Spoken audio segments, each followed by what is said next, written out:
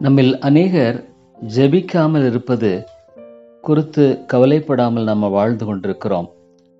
ஆனால் சாமுவேல் தீர்க்கதரிசி ஜெபிக்காமல் இருப்பது பாவம் என்று சொல்லுகிறார். ஆகவே ஏன் ஜெபிக்காமல் இருப்பது பாவம் என்பதை குறித்து நான் உங்கள் மத்தியிலே பேசும்படியாக விரும்புகிறேன்.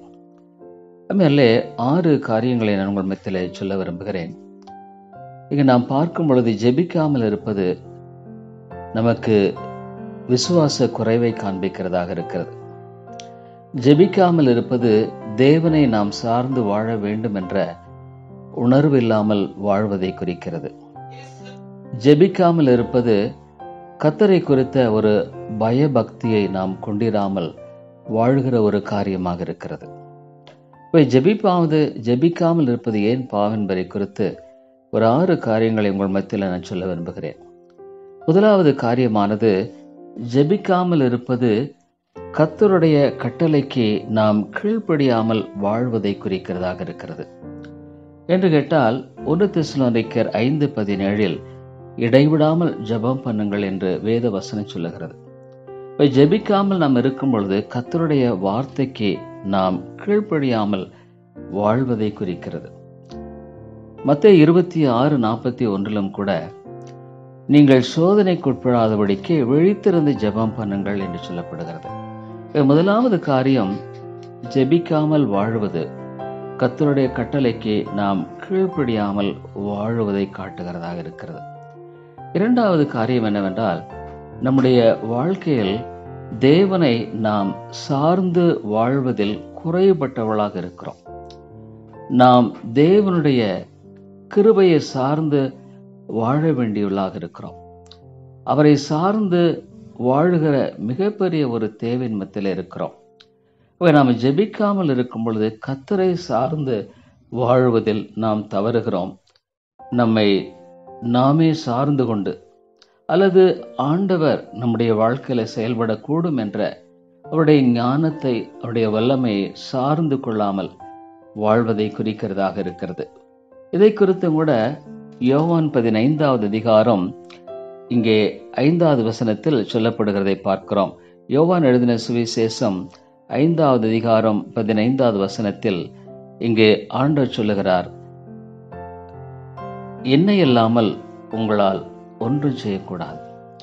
ஆகவே தேவனை சார்ந்து வாழாததை காண்பிக்கிறதாக இருக்கிறது.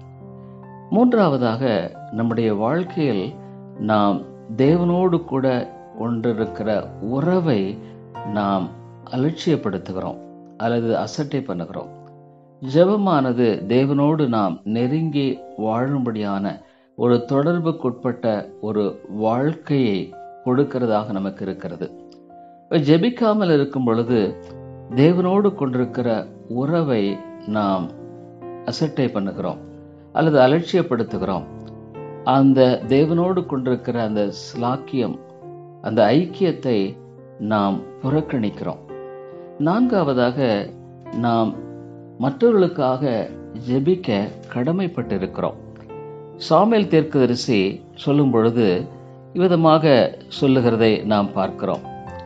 சாமுவேல் தீர்க்கதரிசியானவர் அந்த 1 சாமுவேல் 12:23 நானும் உங்களுக்காக விண்ணப்பம் செய்யாதிருப்பேனாகில் கர்த்தருக்கு விரோதமாக பாவம் செய்கிறவனாயிருப்பேன், அது எனக்கு தூரமாயிருப்பதாக. சாமுவேல் தீர்க்கதரிசி வெகு தெளிவாய் சொல்லி இருக்கிறதை நாம் பார்க்கிறோம். ஏன் நம்ம 1 தீமோத்தேயுல கூட வேதம் என்ன சொல்லுகிறது? நான் பிரதானமாய் சொல்லுகிற 1 தீமோத்தேயு 2:1 நான் பிரதானமாய் சொல்லுகிற புத்தி என்னவெனில், எல்லா மனுஷருக்காகவும் விண்ணப்பங்களையும் ஜெபங்களையும் வேண்டுதல்களையும் ஸ்தோத்திரங்களையும் பண்ண வேண்டும். மற்றவர்களுக்காக நாம் ஜெபிக்காமல் இருப்பதே பாவம். அது நம்முடைய வாழ்க்கையில் சுயநலத்தை காட்டுகிறதாக இருக்கிறது.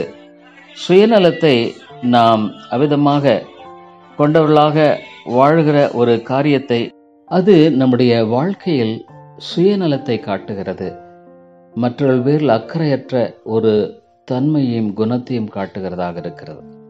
5வதாக, ஜெபத்தினுடைய வல்லமையை நாம் அறியாமல் வாழ்கிறதை காட்டுகிறது. ஜெபமானது தேவனிடத்திலிருந்து நாம் வல்லமையையும் கிருபையும் பெற்று வாழ்வதற்குரிய அருமையான சலாக்கியமாக வேதம் நமக்கு பேசுகிறது.